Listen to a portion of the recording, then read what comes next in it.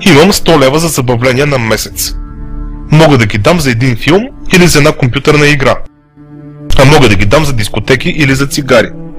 За каквото и да ги похарча, тези 100 лева, с които разполагам, държавата си взима ДДС-то и въобще не я интересува дали постъпващите пари са от 4 кутии цигари или от някакъв филм.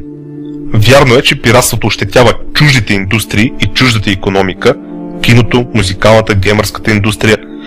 Но също така е вярно, че тези индустрии не са на загуба, защото отдавна са се подсигурили и са осъзнали на кой свят се намират. За разлика от такива като режисьор Марков и другия палячо Минчев. Хората знаят как да вкарват зрители в кината, знаят как и за какви броени центове, стотинки да продават музика през интернет, знаят и как да правят игри, така че да си осигуряват продажба на много легални копия, ако не за друго, за да могат игрите да се играят в интернет. Средства за разпространение чрез системи като Steam ограничават и обезсмислят пиратството в изключително голяма степен. Това, че някой голям интелектуалец в България тепърва има да догонва света и да си учи от грешките си е негов проблем. На псевдоексперти като господина Минчев и през ум не им минава, че пиратството на софтуер, който по негови думи било най-потърпевшо, не само не вреди на българската икономика, а има скрити ползи за нея. Да не би специалистите, които работят с компютрите в BTV, да са се обучавали на легален софтуер. Да не би журналистите в медиите да сме се учили някога на текстообработка с легален Word или на платен Windows. Аз поне не съм. Да не би дизайнерите и други данъкоплатци в рекламните агенции да са се учили да работят у дома на платени Photoshop и Illustrator. Големите тикви в българофобския пасквил на BTV дори не помислят да разгледат темата от тази гледна точка и да направят нужните сметки. А има и друга пропусната гледна точка, тази, че ощетяването на чуждите развлекателни индустрии и чуждата икономика е чисто и просто отмъщение на българите за ощетяването на българската икономика. От чужди монополисти, от чужди българофобски медии като BTV и от чуждопоклонници в нашата в кавички политика. И от тази тактично премълчавана гледна точка отново се обявявам за пиратството, като пак отбелязвам, че с моята и без моята подкрепа за форми на пиратство се знае откакто има писана история и ще има докато съществува, например, безгранична лакомия печелещия правоносител. Докато има бирници, ще има и хайдути. Докато има хайдути, ще има и атаци като мене, които ще защитаваме хайдутите. Абсолютно без задръжки подкрепям пиратството, негов идеологически атак съм, като дори призовавам разни човеконенавистни компании като Microsoft, което паре парите си в канцерогенни ваксини и други мизантропски проекти, нека всички продукти и софтуери на Microsoft си пиратстват без свян и колебания. Издигам лозунги. Всеки изпиратстван Windows – една спасена реколта в Индия от яловите ГМО-та. Всеки изпиратстван Microsoft Office – едно спасено африканско дете от иглите на Бил и Мелинда Гейтсовата фондация за ваксини. Възражение четвърто. Срещу цензурата на интернет. Стефан Минчев твърди: най-големите пари отиват при интернет провайдерите. Никой няма нужда от такива скорости, каквито в момента се предлагат в България. Първо, след като режисьор Марков зяпаше завистливо в касичката на сайтодържачите, трябваше търпеливо да изслушаме и как Булакът Минчев се прави на счетоводител на интернет провайдерите. И защо бе, Минчев? Провайдерите не плащат ли данъци на хазната? Аз не плащам ли ДДС, като си плащам месечната сметка на провайдера? Второ, къв си ти, драги Минчев, да говориш от името на всеки в България за скоростите? Те си проверявате, плащате и да браузвате, 2 мегабита в секунда са достатъчни. Ти ще кажеш, че са достатъчни. Ами ако не използваме интернет само за почта и сърфиране? Ами ако правим сайтове и всеки ден трябва да правим бекъп на 10 гигабайта? Ами ако работим в пресата, както работя аз, или в рекламна агенция, и всеки ден трябва да свалям гигабайти от банките с изображения за предпечат? Всичко над 6 мегабита в секунда се обслужва торент технологията. Изцепва се Чичо Минчев, като спестява на зрителите фактите и статистиките, че 6 мегабитовият интернет е абсолютно недостатъчен предвид тенденциите над 90% от трафика да стане HD видео. Имам предвид легално видео от новинарски и развлекателни сайтове, такива като YouTube. Освен това, дори да приемем глупостите на Минчев за верни, това автоматично изключва България като водещ пират в света. Защото нашата страна сериозно изостава по навлизането на широколентов интернет. И дори пакетните услуги на телевизионните оператори все още не решават проблема в по-малките населени места. Ако не го сваляте бързо, филма ще ви стане безинтересно. Леле мале, тия специалисти от Булакт били психолози, бе? Или говорят от личен опит? Вместо да плащате по 40-50 лева за високите скорости, може да плащате по 2-3-5 лева. Съветва ни господин Минчев. На какво основание се меси в личния ни бюджет, морално или легално, така и не става ясно. Като си знам с що за птици си имам работа, на мен обаче ми е пределно ясно, че BTV с този репортаж гони и конкретна политическа цел. Оправдаването на прокарваните законопромени, които ще позволят още по-голям контрол на големия брат върху свободния и бързия интернет. Така стигаме и до възражение 5, този път срещу съдията, който ми говори за право на интернет. Пламен Дацов, съдия от Софийския апелативен съд, започва отдалеко. Трябвало така да се измени законодателството, че торент сайтовете да бъдат принудени, тази дума използва, да работят легално. Да прибират пари от потребителите и самите те да плащат, за да не изгубят нишата, която са си намерили. Убийствено нахална концепция на фона на цялото предаване. Значи в началото на репортажа собствениците на торент сайтове уж печелили от нищо. Изведнъж обаче излиза, че така наречените правоносители искат да печелят от добре изградената инфраструктура на торент сайтовете, като подчинят въпросните сайтове на собствената си воля и един вид прикоткат поне част от регистрираните потребители. Просто гениално.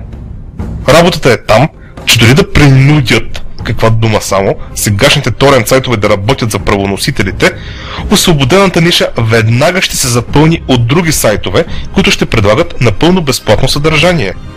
И ще се хостват в страни, където Пламен Дацов няма никаква юрисдикция, например в Сибир. Нещо не ми стана ясно откъде на къде съдия Дацов реши, че, цитирам, в целия свят все повече се говори за право на интернет.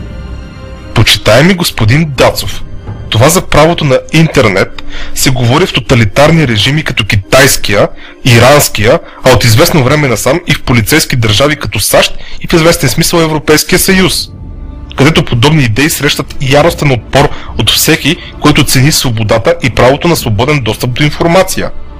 При това става дума за разнообразна информация, а не политпросветна, като въображаемите всички гледни точки на BTV.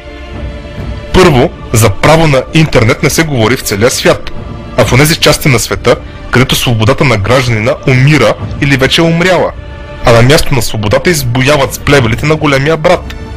Второ, и да беше вярно, че се говори за такова нещо, това не означава автоматично, че е умно или приемливо за внос у нас.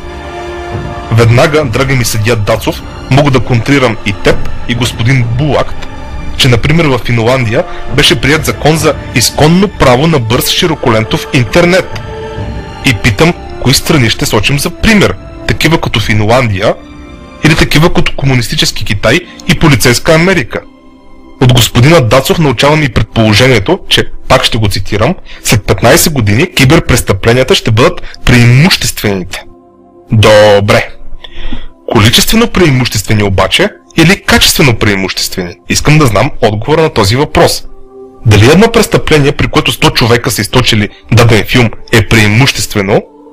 Или е преимуществено престъплението, че да речем един министър е свил бонус на стойност 100 минимални работни заплати, след като този скромен бонус е можел да покрие малко бездната от паричния дефицит за здравеопазване и лекарства на хора с доста сложен социален статус. 100 човека с едно кокошкарско престъпление и един човек с едно крупно престъпление. Кое е преимущественото? Количественото или качественото? Нека съдия Дацов медитира върху този въпрос.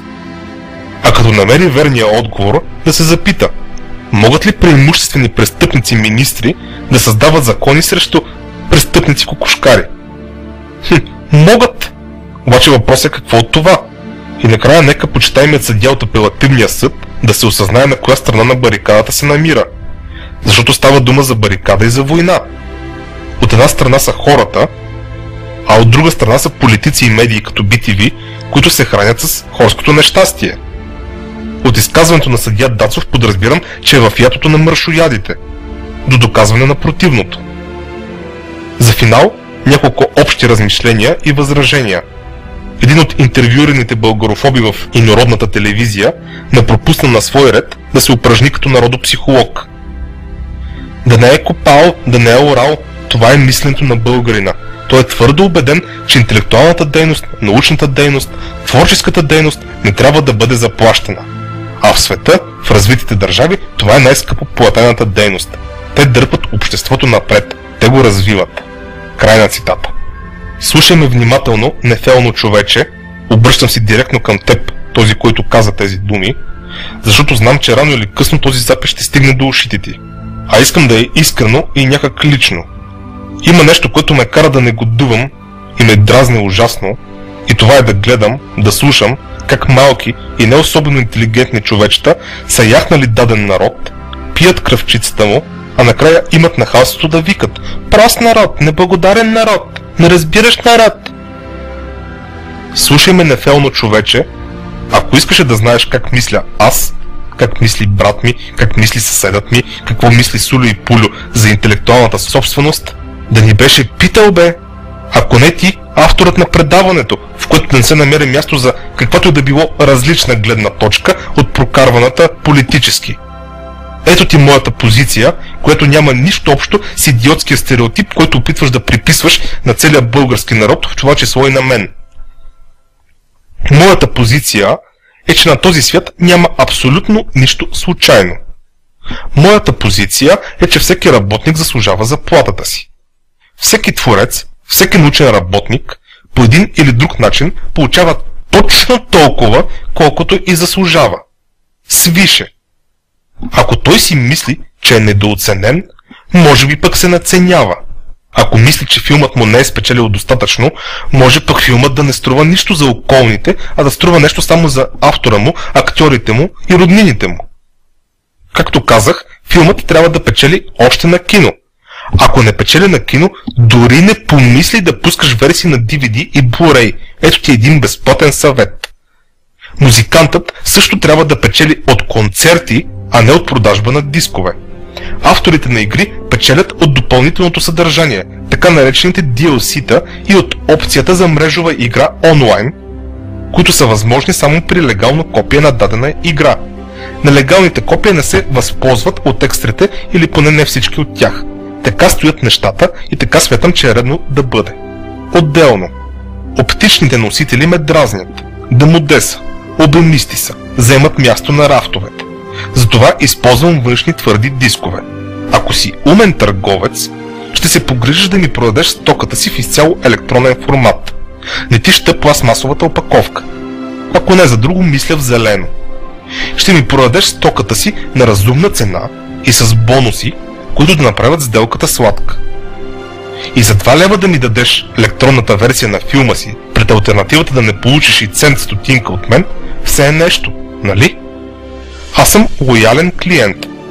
Продай ми филма си или песента си със страхотно качество, осигури ми бърза скорост, помисли за допълнителни материали или екстрата да имам премиум акаунт, сиреч по-ранен достъп за следващия ти филм или музикален хит и имаме сделка.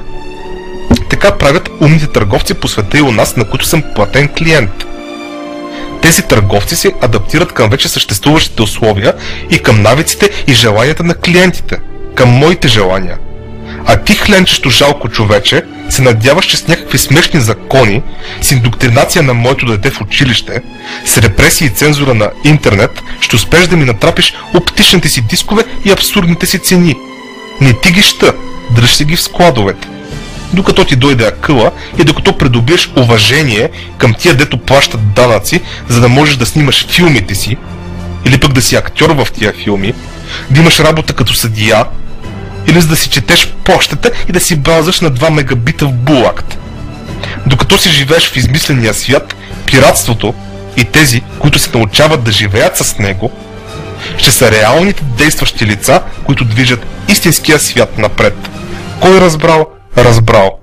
Иван Стаменов за отизвора.com